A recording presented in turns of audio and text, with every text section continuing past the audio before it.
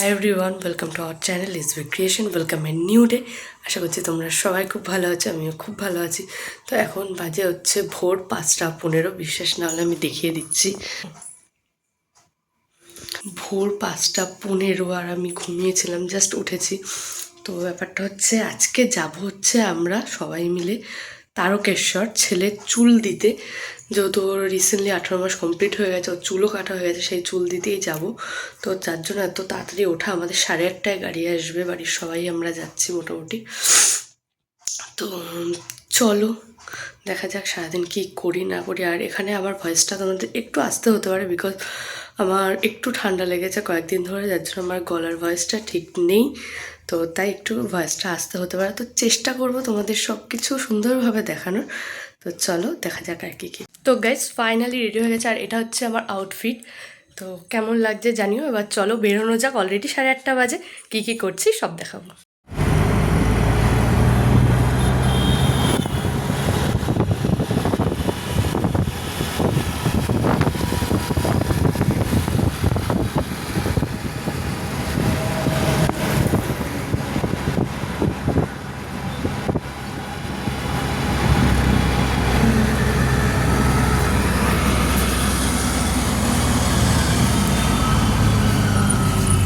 তো guys finally আমরা নেমেও পড়েছি গাড়ির থেকে। আর পেছনে রয়েছে শাশুড়ি মা দিদা, ওরা কথা বলছে, আর সামনে মামা ওরা। আর এই অটোটা এসে মাঝখানে আমাদের আটকে দিয়েছে।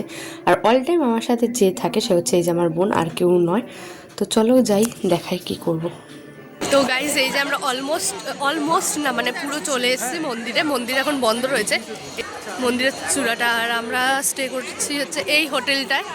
তো যেহেতু একদম মন্দিরের সামনে, কোনো অসুবিধাই হচ্ছে। তো চলো এরপর যাব মন্দিরে পুজো দিতে। আর এই যে পেছনে বোন রয়েছে, ছেলে রয়েছে, ভাই, আর ওই যে হাজব্যান্ড। তো চলো যাওয়া যাক। তো গাইজ এখন আমরা যাব একটুখানি ঘুরতে, কারণ আশপাশটা অনেক দিন পর এসছে, যেহেতু একটু ঘুরে দেখা যাক। আর মামাদের সাথে বেরিয়েছি। ছেলে এখন আপাতত ঘরে আছে, কারণ বাইরে ভীষণ রোদ, ও অলরেডি ঘেমে যায় যেহেতু বারবার, তার জন্য।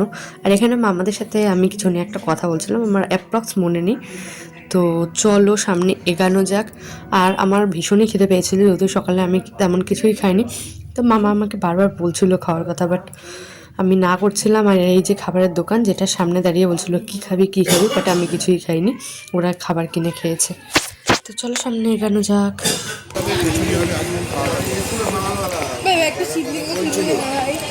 তোদের কি অভাব আছে বল ভাই? আচারগুলো কিন্তু দারুণ ভাই, দারুণ। আমি একটু কিনবো। তো গাইজ এই যে আমরা এখনো দাঁড়িয়ে আছি, এই যে বোন। আর মন্দির এখনো খোলেনি, মন্দির খুলবে 11:30টায়। আর এই যে পেছনে ছেলে রয়েছে বড় মামির কোলে, পেছনে আরও লোক রয়েছে। আমরা এবারে 2টো গাড়ি করে এসেছি, টোটাল 2টো গাড়িতে 15 জন লোক এসছে একটা ছেলের চুল ফেলানোর জন্য। যাই হোক, তো মন্দির এখনো খোলেনি, অনেকক্ষণ ধরে ওয়েট করছি। তো হোক, জানাচ্ছি। তো গাইজ ফাইনালি পুজো দেওয়া হয়ে গেছে। এই যে বোন অল টাইম আমার সাথে থাকে, এখানেও তাই। পেছনে বাকিরা আসছে আর বাকিরা যাচ্ছে। তো এখন যাচ্ছি খেতে। তো চলো যাওয়া যাক। এত আচার দেখে লোভ লাগছে, কিন্তু খেতে পারছি না। প্রচুর আচার এখানে, প্রচুর আচার, যেটা দেখে আমার খেতে ইচ্ছা করছে, বাট পাচ্ছি না। তো চলো যাই, এসছি অলমোস্ট এখানে। তো চলো খেয়ে নিই, দেন কথা। তো গাইজ আমরা তারকেশ্বর থেকে বেরিয়ে গেছি অনেকক্ষণ আগেই, দুপুরের লাঞ্চ করে। তো এখন এসছি হচ্ছে শিবকালী মন্দিরে। আর এই জায়গাটা আমার তারকেশ্বরে আসলে এত ভাল লাগে, কারণটা সামনে তোমাদের দেখাবো যে কেন বেশি ভাল লাগে। আর জায়গাটা এতটা সুন্দর না, মানে কি বলবো, মানে আমার নিজের কাছে বলার কোনো ভাষা থাকে না। মানে এতটা সুন্দর করে জায়গাটা করা, বাচ্চাদের খেলার জন্য আলাদা করে পার্ক রয়েছে, প্লাস বসার জন্য আলাদা করে জায়গা রয়েছে। আর এত নিট অ্যান্ড ক্লিন করা জায়গাটা, মানে সত্যি বলছি আমাদের এই আশেপাশে মানে এত নিট অ্যান্ড ক্লিন কোনো ঠাকুর মন্দির খুব একটা আমার চোখে পড়ে না। গেলে পরে খুব নোংরা হয়তো থাকে, বা হয়তো মন্দিরে ঠাকুরের সামনেটাই হয়তো পরিষ্কার থাকে। পার্কের মতন পোলাপান খেলবে, পার্কের মতো বানায় দিয়েছে।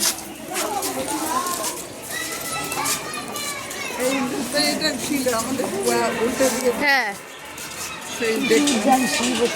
এগুলো বসানো ছিল না, এখন এগুলো বসানো।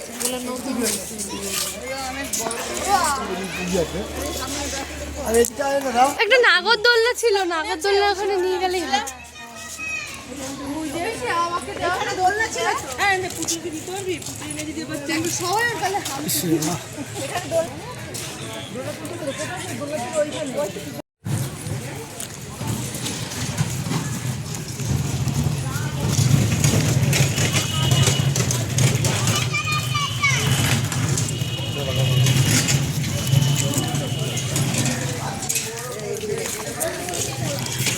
ওপরটা উঠবো না। তো গাইজ এখন ওই কাশী বিশ্বনাথ মন্দিরে এসেছি। বোন বায়না করছিল যে আইসক্রিম খাবে, এই যে আইসক্রিম। তো চলো খেয়ে নিই, আর খুব এনজয় করছি, ভীষণ ভীষণ পরিমাণে এনজয় করছি। তো চলো দেখি আর কি কি হয়, সবটাই তোমাদেরকে আশা করছি দেখাতে পারবো। তো গাইজ এই যে এই জায়গাটা আমার সব থেকে বেশি প্রিয়, কারণ এই জায়গাটা খেলার জন্য, মানে সরি খেলা বলা ভুল, নাগরদোলনা রয়েছে, আর যেইটা এখানে ছোট বড় সবাই উঠতে পারে।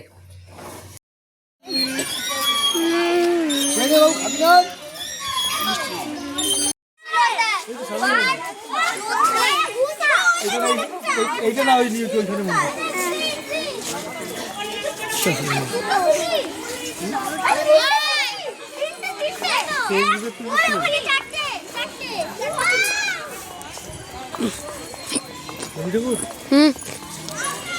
বলতে থাকো।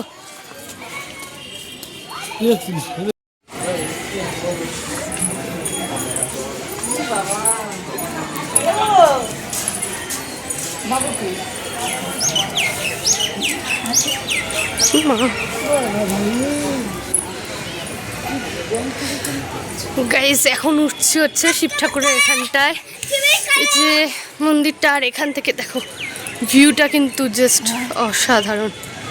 আর ওই যে পার্কটা যেখানে একটু আগে আমরা ছিলাম, আর এখান থেকেও কিন্তু ভিউটা খুব সুন্দর, পুরোটাই মানে দেখা যায়। আর এই যে দেখতে পাচ্ছ এটা কিন্তু গেস্ট হাউস, যারা এখানে এসে স্টে করে তাদের জন্য, বাইরের লোকদের জন্য ওরা কিন্তু অ্যালাউ করে না। দেখো ভালো কি সুন্দর। আর ওই দিকটা কিন্তু একটা পার্কের মতন আছে, ওটা পরে দেখো। আর এই যে দেখো শিব ঠাকুরটা পুরো কি সুন্দর না। আমি যখন আগের বার এসেছিলাম তখন এই ছোট শিবটা ছিল না, এই বড় শিব ঠাকুরটা আর এই মূর্তিটা ছিল, বাট এখন এইটা নতুন আমি দেখছি। দেখো তো গাইস ফাইনালি বাড়ি চলে এসেছে, আর এখন বাজে হচ্ছে 6টা বাজতে 10 মিনিট বাকি। আমরা 10 মিনিট হলো বাড়ি ঢুকেছি, মানে ওই 5:40 বাড়ি ঢুকেছি। আসার সময় 2-1টা স্পটে ঘুরতে গেছিলাম, সেটা অলরেডি তোমরা দেখেছো।